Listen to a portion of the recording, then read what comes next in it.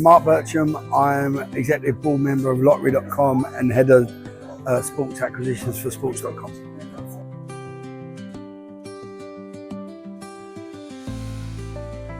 I think it's vastly improved from my day when I played in the 90s and early 2000s. There wasn't any well-being there, but I think that it's vastly improved, but more can be done, especially the aftercare. I think that there's great examples and great wealth of accessibility in the top leagues, the Premier Leagues and Bundesliga, Italia, Serie A, but it's the lower leagues that probably haven't got the resources to do it.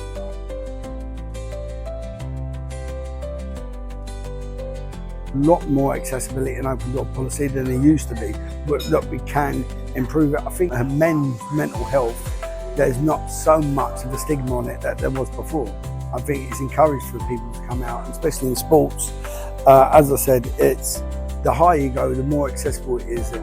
It's the lower leagues, and especially when you retire, the aftercare of the retired player is super important, just as much as in your playing days, because you're coming up with a new change in life, and that's when depression can set in, or that people get addicted to gambling and other stuff. So the aftercare of when you retire is vitally important.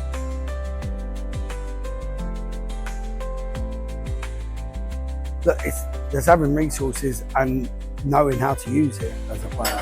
And from the other side of it, from when I was a coach, it can help you vastly, especially in your coaching. If you know your players, you know what your players are going through, it's easier to coach them, and it's a better connection between you and the players. So, as I said, I've been at other clubs when you haven't had them resources, but you have to be inventive in your budget to try and get something in there that can really help your players with their wellness and mental health.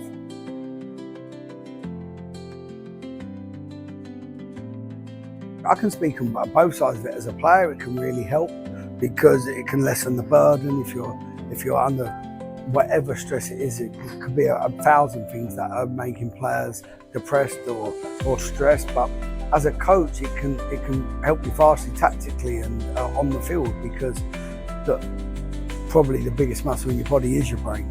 And if I always say to coaches before, if you've got a hamstring strain, you go and get treatment on it.